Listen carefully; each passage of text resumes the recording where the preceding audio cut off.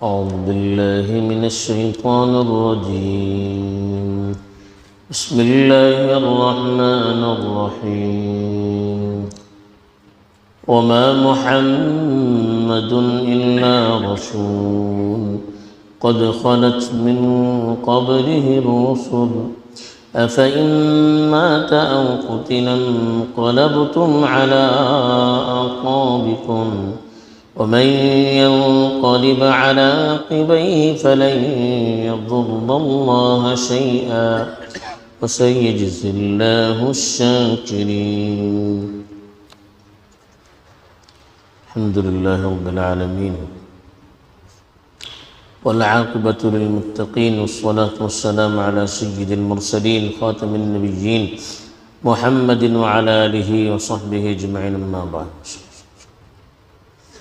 غزوہ احد کے واقعات پر تبصرے کا سلسلہ چل رہا ہے.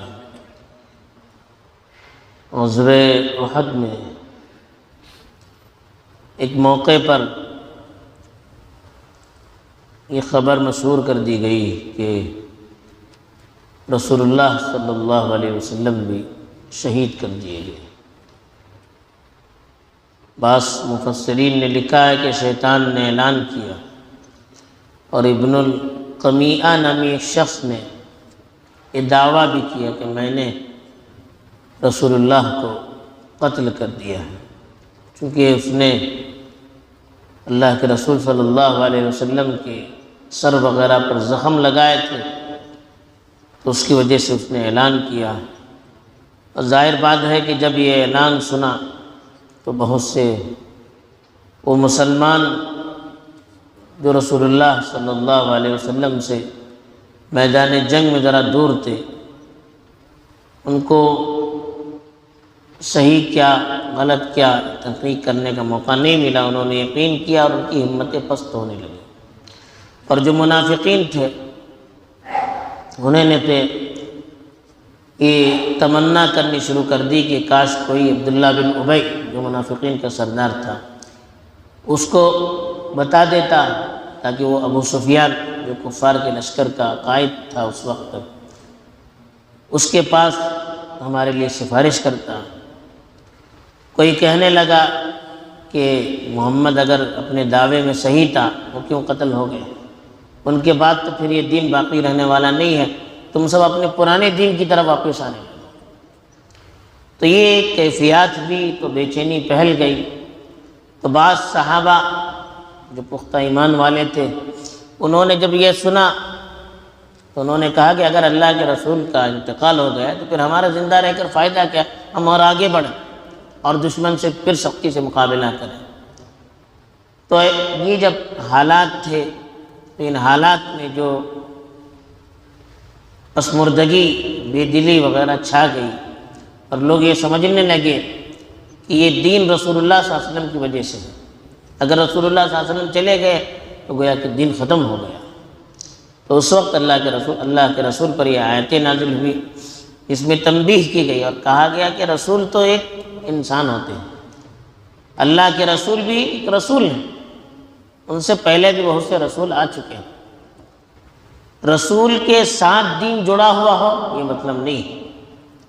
رسول انتقال کر کے چلے جاتے ہیں یا کبھی شہید بھی ہو جاتے ہیں تو اس سے ان کا دین ختم نہیں ہوتا.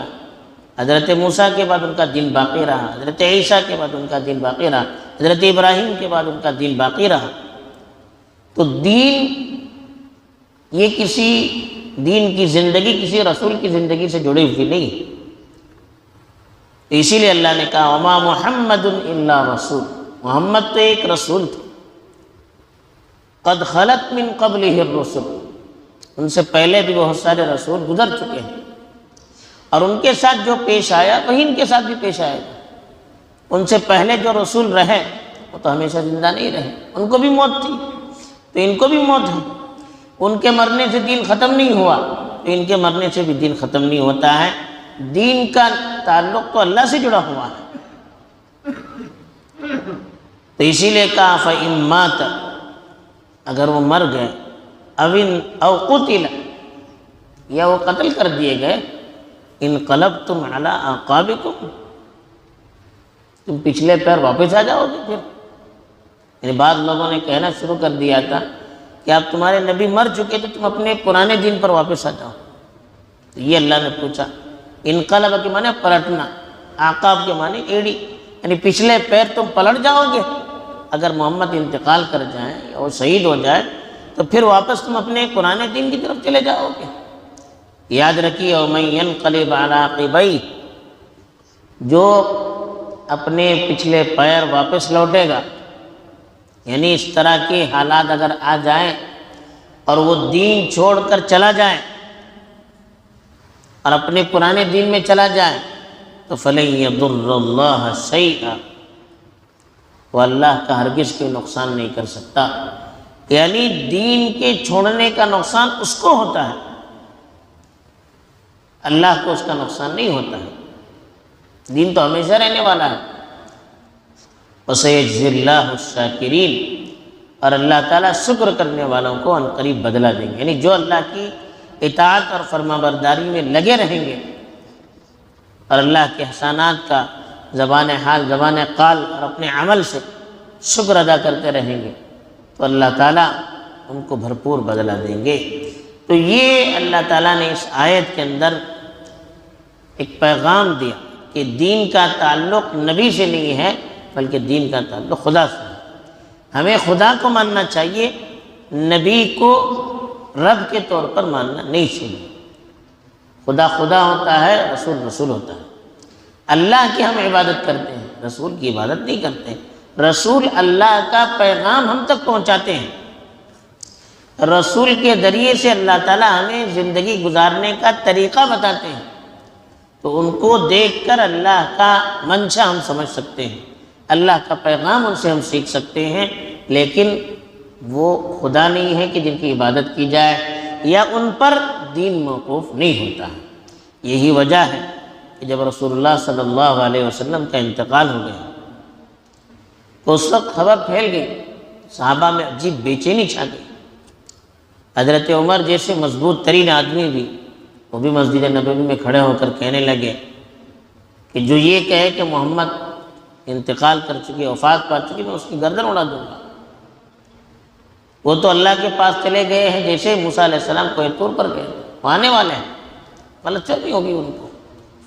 تو اس وقت حضرت ابو بکر رضی اللہ تعالیٰ عنہ ذرا اپنے مکان میں تھے، ذرا دور تھا۔ وہ جب اللہ کے رسول کے انتقال کی خبر کے بعد چلے آئے تو رسول اللہ صلی اللہ علیہ وسلم کی لاش کو دیکھا، پھر جو کہنا تھا کہا وہاں پر، پھر سیدھے مسجد چلے آئے۔ مسجد میں دیکھا کہ لوگ حضرت عمر ان کو تقریر کر رہے ہیں، ان کو روکا اور خود ممبر پر بیٹھ گئے، اور وہاں جا کر انہوں نے تقریر کی اور کہا کہ من کان یعبد محمدا فإن محمدا قد مات، کہا کہ جو محمد کی پوجا کرتا ہے، عبادت کرتا ہے، محمد تو مر چکے۔ ومن کان یعبد اللہ فإن اللہ حی لا یموت وباق لا یموت، جو اللہ کی عبادت کرتا ہے اللہ زندہ ہے، اللہ کو موت نہیں ہے۔ پھر یہ آیت انہوں نے تلاوت کی، وما محمد الا رسول قد خلت من قبلہ الرسل۔ یہ آیت جب تلاوت کی، صحابہ کہتے ہیں کہ ہم کو ایسا لگا کہ یہ آیت ابھی نازل ہوئی ہے، بالکل برمحل انہوں نے یہ آیت پڑھی۔ تب حضرت عمر نے کہا کہ مجھے اب یقین ہو گیا کہ رسول اللہ صلی اللہ علیہ وسلم اس دنیا سے چلے جا چکے ہیں، اور میری یہ حالت ہو گئی کہ میرا پیر مجھے سنبھال نہیں پایا، میں بے ہوش ہو کے گر گیا۔ تو یہ ایک قرآنی موقف ہے جو اس طرح کے موقع پر ہمیں یاد رکھنا چاہیے۔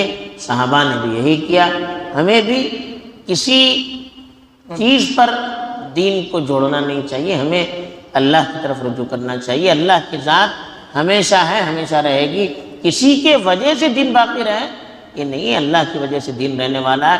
بڑے بڑے آتے ہیں چلے جاتے ہیں، اللہ تعالیٰ کی ذات کو کسی کی ضرورت نہیں ہے، ہمیں اللہ کی ضرورت ہے، ہمیں اللہ کی طرف رجوع کرنا چاہیے۔ کسی انسان کو ہم اللہ کا درجہ نہیں دے سکتے یا اس کو ہم دین کے ساتھ جوڑ کر نہیں رکھ سکتے۔ اللہ تعالیٰ ہمیں صحیح سمجھ عطا فرمائے۔ آمین۔ وآخر دعوانا الحمدللہ رب العالمین۔